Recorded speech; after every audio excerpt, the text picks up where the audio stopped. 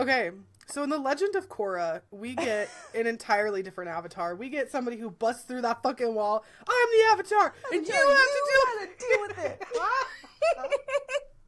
That's like one of my favorites. I love her. She's great. And this, I guess I have to say the second thing is having a woman be an avatar.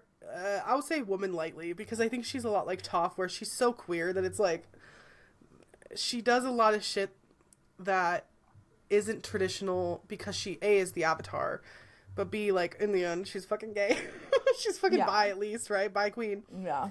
And Asami too. So yeah, we get this girl who busts through some fucking walls, and fast forward to her training, and she hasn't mastered airbending, and the one thing she has to learn airbending, as Milo and Tenzin will say, be the leaf. And that's sort of the story of the avatar for Korra, is that I think at the end someone tells her, like, compassion had to be a part of your story because you were so tough. You were so ready to be the avatar. You weren't ready to offer kindness to people. You were ready to kick ass. Yeah. And take names because you had seen how bad it had got with the 100-Year War. And you did not want that to happen again. And so you prevented it. The problem is that, like, years go by before Korra, like, Aang was still Avatar for a while before Korra is born, and she goes to Republic City.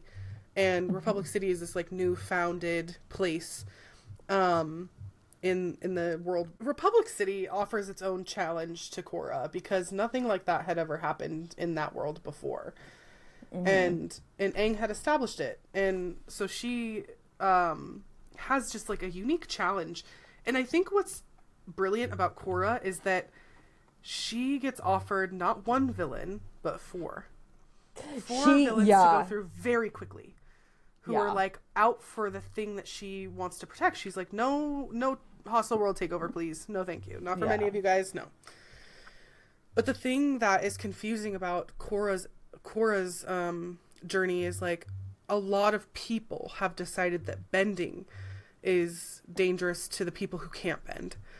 And so there's more people who are willing to cast the avatar under the bus or throw her under the bus because she represents bending, which is dangerous to people who can't bend or you know, like, people who may be average on this. You know, like, I think it becomes more of a superhero versus human thing. And and I think that's why she has to go through all this spiritual work too, is because the spirit world has to show her, hey, this is what we gave you and this is why. Right, we get that with Avatar 1 and the story, which banging, like, that in and of itself was banging. Oh god, Avatar 1, so curious about him, right? Like, I'm so curious. Like, it's bring me that show. Exactly. When I saw, but we do get it. Like, in the episode, we kind of get the full arc, but, like, I guess it's interesting. It could be a one season, like, we could just explore it more in depth, like, we can have a real it would be interesting too to characterize Rava a lot more too, so we get Rava's individualism or individuality, I mean. So yeah, all that's interesting. I think another point I wanted to talk about was Jinora. Jinora is a beautiful character built so well, with just so much intention. That scene where she unveils the marks of the airbender, or the master airbender, it's incredible. It's so viscerally beautiful, because then you see, like, this is why Aang had to do what he did, because he had a legacy to build again. He had a people to build again. And when she comes out as a young master, she's my hero. Like Korra, great, but, like, Jinora is my hero because she also saves Korra so many fucking times. So many times. She's the spiritual master of the show. Like, she really is. Like, she's the she had to do a lot that Tenzin couldn't for Korra. Yeah, Tenzin couldn't do things for Korra that she could. Like, that's why Tenzin ultimately is like, we have to give her master, because she can't live like she's not a hero. The when they're in the fight, when she's having the fight with Zahir, and Janora's like, there haven't been this many airbenders in a long time. That chills every fucking time. And she's like, dude, and her body, like the way she's so intentional about creating that bending. Mm-hmm. Yeah. It's so beautiful. It's so beautiful. And then, which is so sad of a moment for Korra, because that's when she gets real sick. Like almost fucking dies. But also, like, Top's right. You can't feel metal in your own body. when we get to that part, Korra's like, ugh. Korra's like, ugh. Literally. Oh, Top kills me. I love her so much. I know, right? And so, okay, so there's Jinora, obviously. Okay, my next favorite, I'm just gonna go down the line. Asami is gonna be the next one after that. Asami hits hard for the reason that she hella hot. Okay. Like, I have, like, Asami, like, sexy mofo. Just can't we handle. all have crushes on Asami. That fucking hair, though. Yeah, the hair, the eyes, she has the doe eyes. Mm-hmm. Asami is an interesting character because she isn't a bender. Yeah, but she's tough as fucking nails. And she's still a hero. Yeah. Right? Like, she's still a fucking hero. And I think that's how I view that dichotomy that I was talking about in the beginning of, like, non-benders versus benders, I should say. It doesn't make you less human to be a bender. But, like, she shows non-benders that you can still be a hero and work alongside the spiritual connection that the Avatar has to do good, to maintain balance, shit like that, right? She gets to be that person who's like, actually, I'm actually very, like, ingenious. I can innovate any technology because I've been taught to do that. Is Asami the Sokka of the... Because now I'm like, Sokka was the big picture idea guy. Like, but so Asami also had the fucking fist and, like, really could...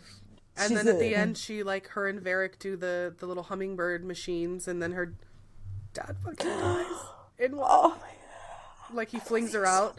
And you see her arms just like, Dad! It's like, what the how is this a kid's show? Oh, we're back to that again. How is this a kid's show? Oh my God. Right? And okay, so I'm gonna transition. Okay, so actually 2 honorable mentions are Bolin and Mako. I have to honorably mention Bolin and Mako.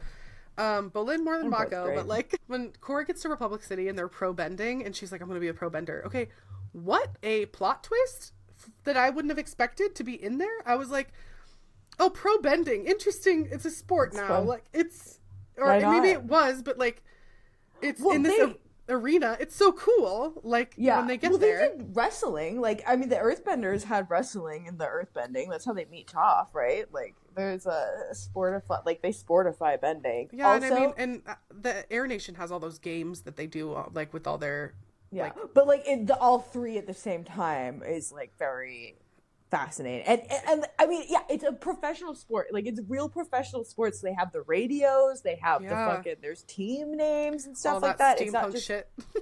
Yeah. It's not like when they meet Toph where it's just, like, this one wrestling. Like, this is, like, earthbending wrestling in this one town. And we don't see it ever again anywhere else, you know? Mako and Bolin, the fact that they, again, pro-benders...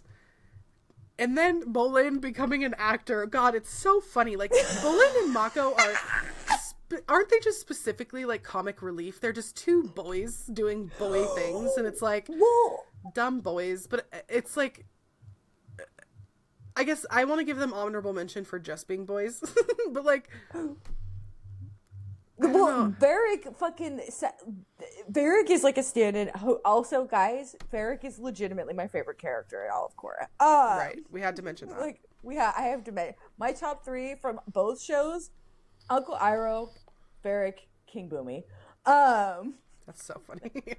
Escape. Boomy. I didn't escape. Everybody else escaped. But King Boomy is who I am. Well, according to me, because I'm a mad genius. But I think it's hilarious that Bolin becomes an actor because Varric makes him do it so that he can start the Civil War. Like, it's fully, like, the propaganda that Hollywood does, like, reflecting our capitalist values. It actually reminds me of this thing that I saw a couple months ago, which was, like, Channing Tatum in this movie about how they maybe didn't go to the moon, or they staged the moon landing. And I'm like, why are we having a 2024 movie with Channing Tatum about a moon landing? Why? Tell me why, especially when there's shit going down in Gaza and natural disasters here. Why the fuck do we care about the moon landing right now? No, seriously, psyop. And I also personally hate that the lunar landing didn't happen because my grandfather worked on the lunar missions. Like, my grandfather was literally in mission control when the lunar landing happened. Like, he has a commendation from NASA. I can tell you, I have a family member who is fucking there. All of my uncles know astronaut sons. Like, they all know. My family knows these people. Like, it fucking happened. Shut the fuck up. Mm-hmm. Like, I'm done. I don't want to fucking hear this. Like, it happened. Yeah, and like one of the things I have to say to people too is like, why didn't you want it to happen? Why does it matter that it didn't happen to you? And why does it matter if it did? Because here's the thing about going to space. It's colonization. Shut up. Stop. Just stay on Earth. Elon. Can we fix this fucking planet instead of terraforming Mars? Like, what the fuck? Like, what are we doing? Like, oh, so you have the money and resources to fix up a planet? Great. Start here. Start at home. What are we doing? Mm-hmm. To what end? Shameless plug. Watch Tone's Home. I talk all about it. Okay, so... All right, the next thing I wanted to talk about was the villains, because I had mentioned before we get 4 of them. We get Amon, who is a charismatic and mysterious leader of the Equalists. Yeah. Then we get Unalaq, who is a paternal uncle to Korra, chief of the northern and southern water tribes, but he possesses a lot of spiritual energy, like a very spiritual person, very into that, but he believes in the old ways, like very fundamentalist. And he has 2 kids, Desna and Eska, who just are also fascinating honorable mentions, I will say. I think they're cute as hell. They're so, especially Aubrey Plaza voices. It's hilarious. It's hilarious that Aubrey Plaza is in Korra. Maria Bamford also in Korra. Who else? Fucking Zahir's voiced by Henry Rollins, which is probably why I think Zahir's so hot. Or part of it. And then we get Zahir, who is he's like a fugitive with like a bunch of comrades, and he wants to end the White Lotus and the protection of the Avatar, and he sort of wants this like new world order, anarchy. Yeah, new world order, I would say, though, because he says anarchy, but maybe it is just anarchy. Because he wants to kill. He kills off, like, the Earth Queen. Like, he's like, I want to kill all leaders and have people govern themselves. Like, I'm now thinking of the end of his journey with Korra, at least what we got to see of it. I think why I almost said that he wasn't was because but I think, yes, he's anarchy for anarchy's sake. But the problem I have with the story of Zahir is that we get anarchy as a bad thing in this context, when I very much would have loved to see an anarchy for the good in this context, right? Like, I think when you have the one-to-ones with Avatar and the American public, then in Korra, again, this is Nickelodeon, this is whatever, so in Hollywood too, we have to acknowledge that like, they might not produce this revolutionary thing, but like, you when you talk about the Avatar, you're in the lane of revolution, you're in the lane of resistance. And so for Korra to resist the anarchy and favor, like, Mako, a cop, and Lin and the Beifongs, right, cops, and the Beifong Metal City too being so heavily it doesn't feel communist. It feels family oligarchic. Thank you. That's where it gets kind of confusing, because then I think that what the show does is it throws Korra under a bus again. And it's like, oh, but again, like, I think with the Avatar, you get it's like what you said before, when you're presented with the opportunity, you have to deal with that decision. So it's like, you can't blame Korra for what's happening around her and what she thinks is good to respond to. Like, she aligns herself as much as she fucking can in the show. Mind you, when we get Korra, we get 4 villains in one, and she goes through so much in so little time. She has a break in a while because she's sick, but she does so much in so little time, goes through so much fucking shit, that it's hard for me to imagine that her story gets even more propelled forward because she had already done so fucking much. So the fact that when she's in full alignment and she says, actually, these spirit portals, they're staying open. Actually, this new portal, staying good, like whatever, right? And people are like, what the fuck? It's like, deal with that shit. Because the Avatar was in full alignment. We might not know why in this lifetime it mattered. It's gonna matter later, and we know that. But it also matters pretty immediately because the fucking airbenders come back.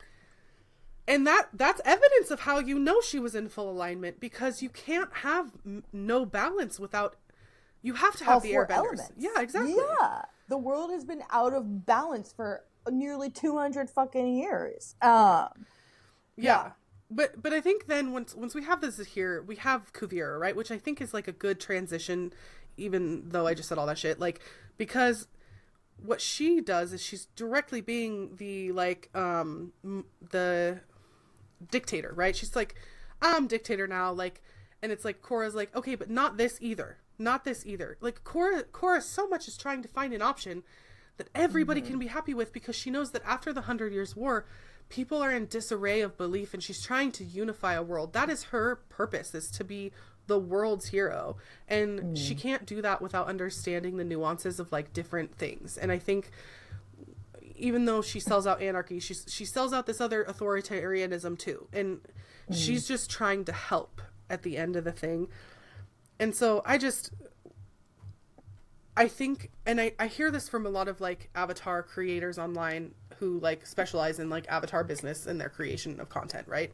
They say a lot of the time, like, Korra is blamed for a lot of shit. And I'm definitely team Korra. Like, I don't think she should have been blamed. I think her story... Blamed for what? Because I'm not looking at this content. Like, what are they blaming her for? What is she getting blamed for? Like... The first thing is I think... Oh, right. Like, as I said, I'm like, oh, she ends the cycle. I think people blame her for a lot of different things in the Legend of Korra, but what it really is misogyny. Like, it's so, okay, yeah. You know what I mean? I'll like, accept that. I don't think that it's actually anything tangible in the series itself. I think it's misogyny that they're like, oh, Korra didn't do what Aang did. And it's like, she's not gonna. She's not Aang. Didn't we learn from Aang and his ancestors that he had to be a different person? So why are we still harboring, like, the fact that she's not Aang and doing what Aang did? It's like, she was Korra and gets to do what she gets to be the Avatar. So let her fucking do it. But the second point I'll make about that answer to that question is the new... I'll transition to the end. The new series, which is Nickelodeon... I don't remember who else is, like, in cahoots with this production, but Nickelodeon is coming out with another Avatar series, and it's about an earthbender. And I think there's something about a twin, long lost twin, which will be an interesting storyline. But apparently in this new storyline, Korra gets blamed for some catastrophic event, some cataclysmic end of humanity type event. And everybody who was like, I've been defending Korra because of this misogyny for years, why now is the creators all of a sudden throwing her under a bus again? So I'm very curious to see how they're going to deal with that, and, like, why they even bring it up, why it's Korra's fault, and what they're going to do about it, and if they're going to keep Korra's spirit in line with Korra's spirit, or if they're going to trash it. And it's hard to know, because TV these days is fucking propaganda. Like, we just fucking know that. And so it's hard for me to believe that maybe, I don't know, I don't want to say that the creators of Avatar mean this, but the networks do. So I can't take away that relationship from TV, right? And so what gets greenlit is going to be through the networks. And so if the networks take Korra's story and throw her under the bus, then that's how it gets written. But we don't know, because it hasn't come out yet. It's just, that's what's been circling around since the synopsis of the new show has come out, and the fact that they've announced it and stuff, right? So we don't know how it's going to turn out. Which leads me into saying, by the way, guys, there's another series coming out. How exciting is that? I mean, kind of exciting, right? Like, I think to continue the story will be interesting, especially as we have faced a live streamed genocide of the people in Gaza.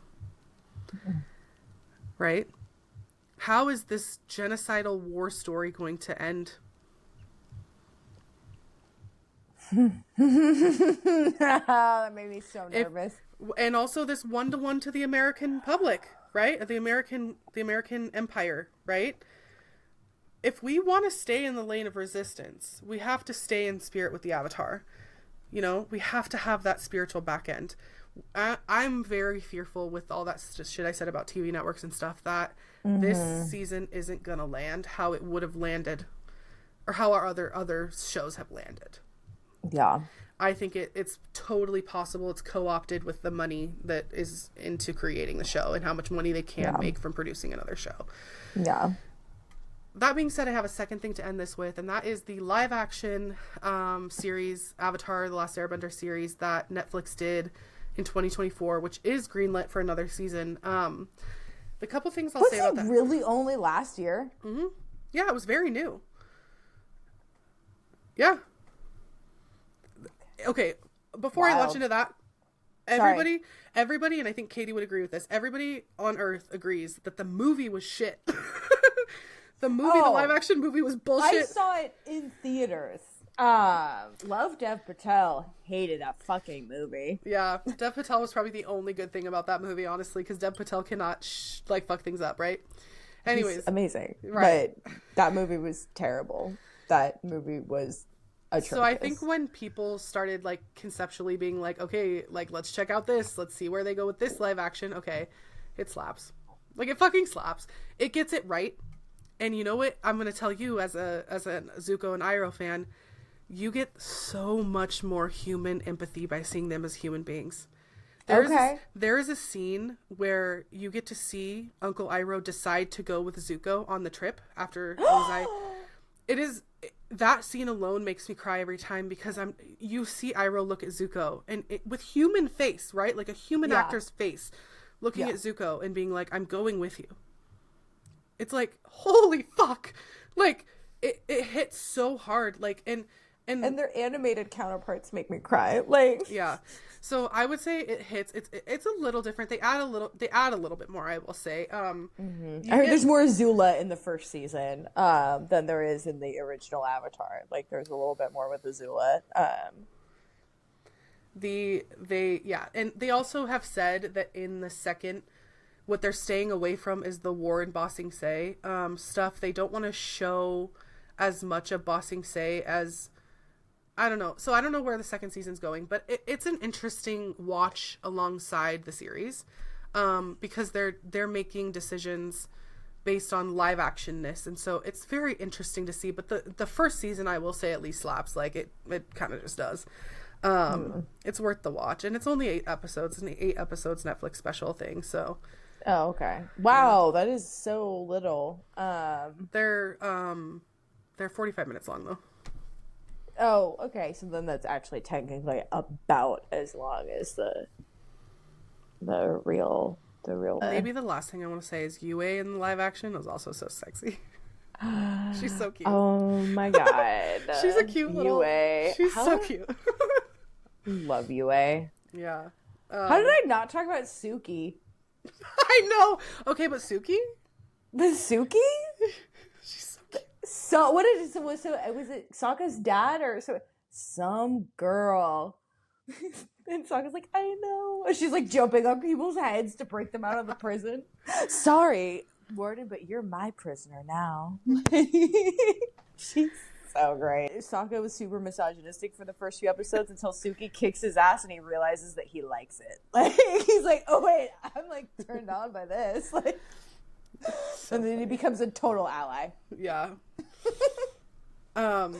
The last question I wanted to ask you about, as far as this show goes, is, I know we touched on it a lot kind of in the middle, but is there any other connection that you want to make spiritually about this show to kind of round us out, maybe?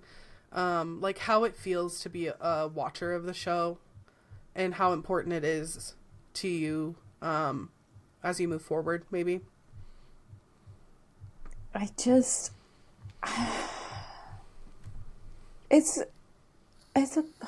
tearing up again.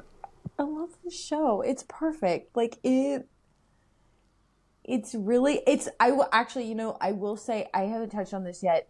I'm a really big sucker for a coming of age story. And it is a coming of age story for every single one of the characters, especially in Avatar. less so for Korra. But it also is for Korra specifically. It's definitely a coming of age story, but like it's a coming of age for absolutely everybody on the show in Avatar, and I think we're always like, I think that we're always coming, like human beings evolve and like we grow and we find out new information and we recalibrate how we see and how we view the world based on that, and or reject the information. I mean, that's also a thing people do. That's how we get Azula, and that's how you get Azula. My Ophelia. She goes crazy at the end, guys. Go watch that fucking show. That's It's funny because we might be preaching to the choir a little bit too. Oh, for sure. But if we are, just so our audience knows, I hope you enjoyed the episode because we're hella funny and it's fun to talk about Avatar. And I hope you enjoyed this conversation, even if you're on the boat already. Like, yeah, no, I hope you got something out of it. At least like there's a great. Oh, you know what? I want to point everybody in the direction of check out the Reformed Villains episode of Trope Talks by Overly Sarcastic Production. She talks a lot about Zuko. Mm-hmm. And I love, like, she was talking about Zuko. She's like, just look at the 1,000,001 think pieces on why Zuko's the best, including this one. Like, it's just, there's, actually, I don't think I said it super explicitly necessarily, but, you have to extend forgiveness, mercy, and compassion to yourself before you will be able to meaningfully extend it to anybody else. Mm-hmm. Yeah. And I think Zuko and Iroh especially, but Aang has to extend a lot of compassion to himself for Korra has to extend compassion, period. Yeah, Korra has to, but she also her illness is what teaches her to extend it really, truly, in a meaningful way. It's that thing that I think that people say about the revolution now is like anybody can become disabled at any point. Mm-hmm. And you're going to have to deal with that. Have an answer to the question I asked too, which is... Yes, I was going to say, what is your answer to the question that you posed? Yeah. So I think the reason that Avatar, especially when I watched it in 2020, right? The reason I think Avatar hits so hard spiritually for me is because it shows me an example that revolution and liberation are possible. But that always there will be a fight because someone will always want power. Which means the fight for liberation continues and it continues and it continues. And I will not give up that fight because it's a worthwhile, honorable fight. To be liberated, to have liberation for all things, all plants, all creatures, all humans. And what is another honorable thing to want? Water. No, truly. Don't start with the water wars, bitch. No, we're not. It's too late. No. They're like liberation from all forms of oppression is my prayers, my fucking Shabbat prayers that I say every Friday night ask for liberation from all forms of oppression. Mm-hmm. Like that's I don't think I don't. Yeah. No, I can't. I'm drawing a blank when I try to think of something more honorable to wish for and hope for and fight for. Yeah, I guess when I sit here and I think about my journey with the show, I just say, like, I'm in the lane, I'm aligned, I'm standing in integrity. And if I mess up, I mess up. I forgive myself for that and I move on.